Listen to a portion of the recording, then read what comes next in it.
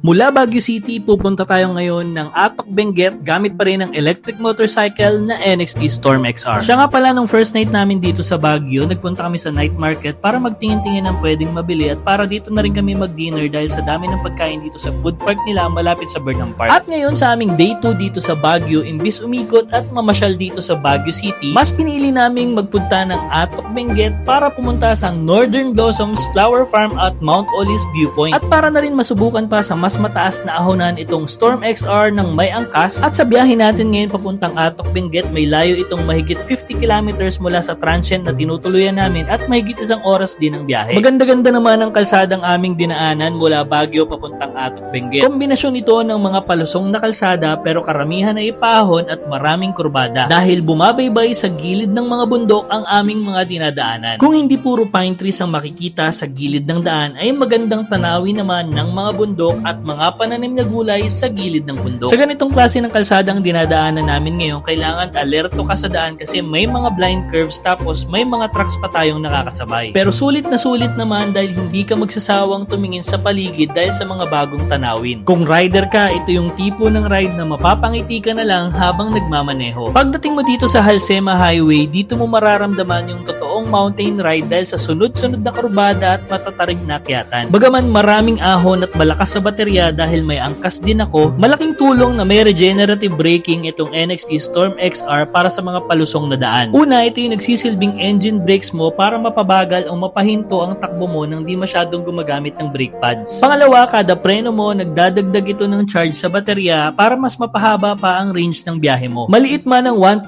na nadadagdag sa battery ng Storm XR ay katumbas naman ito ng 2 kilometers na dagdag na range. At maya-maya pa nga nadaanan na namin ang sikat na half tunnel dito sa Halsema Highway kaya hinintuan na rin namin para makakuha ng ilang pictures at video. Sa di kalayuan dito ay mararating mo na ang Northern Blossoms Flower Farm na talaga namang dinarayo ng maraming turista para sa makukulay nitong bulaklak. 250 pesos per head ang entrance dito kung saan may makukuha kang libreng kape at tinapay matapos mong ikutin ang kanilang farm. 10 AM na rin ang kami makarating dito kaya medyo may kainitan na kaya ang best time pumunta dito ay sunrise or sunset para may magandang sikat ng araw na hindi masyadong mainit at mas dama mo ang lamig ng klima. Napakarami nga ng klase dito ng bulaklak na iba-iba rin ang kulay at ang ganda ng pagkaka-arrange. Nakaka-amaze din ang vibes dito kasi para kang nasa ibang bansa. May mga view decks din kung saan makikita mo kung gaano kalawak yung buong taniman. Perfect pang picture, pang vlog o kahit gusto mong tumambay lang para magmuni-muni. Para sa akin, kulang ang isang oras dito para mag-ikot dahil sa lawak ng farm at talagang napakaraming magagandang spot na di ka magsasawang tignan. Kaya ang tip ko sa inyo, kung pupunta kayo dito ay agahan nyo at paglaanan talaga ng oras para di kayo mabitin. Magtatanghali na rin ang matapos naming ikutin ng Northern Blossom Flower Farm at nagpasya kaming puntahan naman ang Mount Oli sa di kalayuan dito. May natitira pa ngang 60% sa aming battery at kayang-kaya pang mamasyal at makabalik uli sa Baguio. Mas mataas nga pala ang daan papuntang Mount Olis pero kinaya pa rin akyatin ng Storm XR kahit meron tayong angkas. Ang ganda nga din ng tanawin paakyat sa Mount Olis at iba din ng vibes di gaya sa Northern Blossoms Flower Farm kanina na puro bulaklak. Mas nature ang vibes dito at ang feeling para kang nag-hiking kasi napapalibutan ka ng bundok. Nakakawala ng stress at pagod. Maganda ring puntahan ito ng sunrise para maabutan mo ang napakagandang sea of clouds. Halos isang oras din kaming naglibot dito at pagkatapos ay nag-decide na kaming bumalik na uli sa Baguio para pumunta at maglibot na sa Camp John Hay. Mahigit isang oras din ang biyahe papunta dito at balak naming doon na rin mag-charge dahil maraming charging station doon. Ang daan namin ngayon pabalik ay parehas pa rin sa dinaanan namin papunta kanina pero ngayon ay mas maraming palusong kaysa ahon kaya mas tipid sa battery at may regenerative braking pa. 3:30 na ng hapon nang makarating kami sa Camp John Hay at sa unang charging station na pinuntahan namin ay biglang may nakapwesto na kanina ay bakante lang. Buti na lang nakapag-check ako ng app para makita yung mga charging station at meron pa akong isang nakita dito na bakante pa. May natitira pa ngang mahigit 30% sa aming battery bago kami mag-charge. Nag-charge lang kami dito ng halos isang oras at nakadagdag ito ng mahigit 20% sa aming battery at 57 pesos naman ang binayaran ko. Hindi na rin kami nag-full charge dito dahil sa transient na lang kami mag-charge mamaya pag-uwi dahil libre naman doon at malalapit na lang naman yung mga plano naming puntahan ngayong hapon. Pagkatapos nga mag-charge ay lumipat kami sa kabilang side ng Camp John Hay at doon na kami naglakad-lakad para mamasyal, magmerienda at magpalipas ng oras. Last year kasi na nagstay kami dito sa Camp John Hay, hindi kami nakapag-ikot-ikot at nakapaglakad-lakad. Kaya ngayon ko siya balak gawin dahil masarap din talaga ang vibes dito, lalo na't napapalibutan ka ng maraming pine trees kaya mas malamig ang hangin. Medyo marami nga rin yung tao nakita namin dito, pero kahit ganun pa man, peaceful pa rin naman ang lugar na to. Nung maggagabi naman na ay nag-decide kami na puntahan yung mall dito na walang aircon, ang SM Baguio. Dito na nga rin kami nag-dinner at syempre hindi pwedeng hindi mapuntahan ang view deck dito na tanawang city lights ng Baguio. Sobrang nakaka-enjoy ang naging biyahe natin ngayong araw, mula sa magagandang tanawin na makikita sa kalsada hanggang sa nagagandahang mga bulaklak at bundok hanggang sa malamig na simoy ng hangin. Sulit na sulit ang pamamasyal ngayong araw gamit ang NXT Storm XR. Kaya pag pupunta kayo dito ng Baguio, pwede nyo ring puntahan yung mga lugar na pinuntahan namin. Hanggang dito na lang muna mga ka-electric. This is EV Yahemoto, ang inyong lakwatsero at galang e-bike rider. Ride safe, keep safe mga ka-EV Yahe.